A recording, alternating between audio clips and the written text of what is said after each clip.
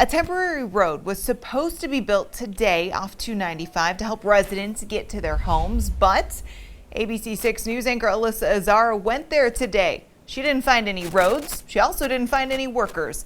She joins us live in the newsroom with details. Alyssa.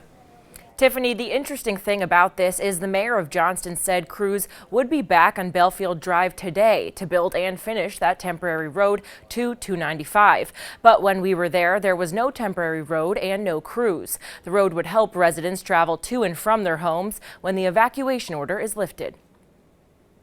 David Pierce made the journey to Belfield Drive Monday because although his son evacuated from his home on Friday, they want to make sure it's heated to avoid significant damage. The pipes are going to freeze. He has enough problems, so we thought if we put electric heaters in there, it would take the edge off. But due to high floodwaters, it's not an easy journey to get here. We had to park on the side of 295, jump over a fence, cut through a river, and we made our way down to the end of the road. And Pierce is right. You have to go through the woods, around the prickers, and then over this plank that someone put,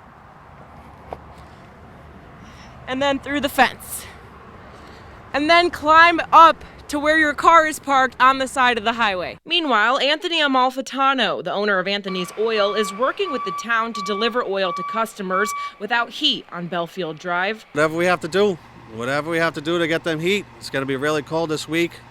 It's saying 10 degrees. Being that cold, they have to get heat. Amalfitano had to transfer oil from his truck to the town's truck to make the trek through the water. He says they need a temporary road to use as soon as possible. Hopefully they approve it so that we can get down here, to get these people heat.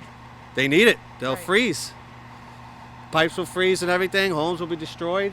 They need the heat. Johnston Mayor Joe Palacina Jr. told ABC 6 News Friday that the temporary road would be complete Monday, connecting Belfield Drive to 295. Monday is when they're going to build a temporary road.